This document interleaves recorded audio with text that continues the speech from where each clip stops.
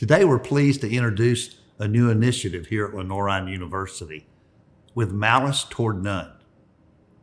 You know, Donna, the days following the November 3rd presidential election may become the most divisive period in modern U.S. history, no matter which candidate's elected. Regardless of the outcome, Americans will be tempted to embrace the four horsemen of polarization: stereotyping, dismissing, ridicule, and contempt for their fellow citizens who voted different from the way they voted.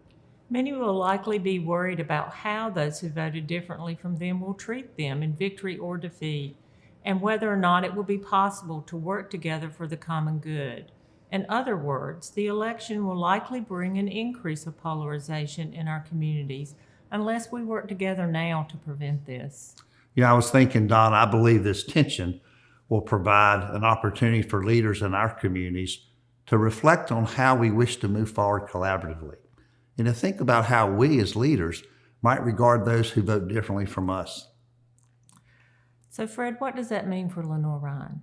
It's a good question. You know, for us as a university of the Evangelical Lutheran Church of America, we understand our primary vocation or calling to be that of loving our neighbor.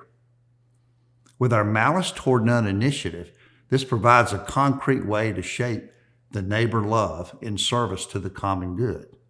As Lutherans, we believe that individuals are called to participate in the political process for the sake of the other. In other words, we are called to vote in accordance with our conscience, in service to those who are marginalized, not vote in service to self. Martin Luther's explanation of the Eighth Commandment moves beyond not slandering our neighbor. It requires us to interpret all that our neighbor does in the most charitable possible light. In other words, civil discourse is an inherent part of who we are and what we are called to do, and how we live together in a world of diversity that is both beautiful and also challenging.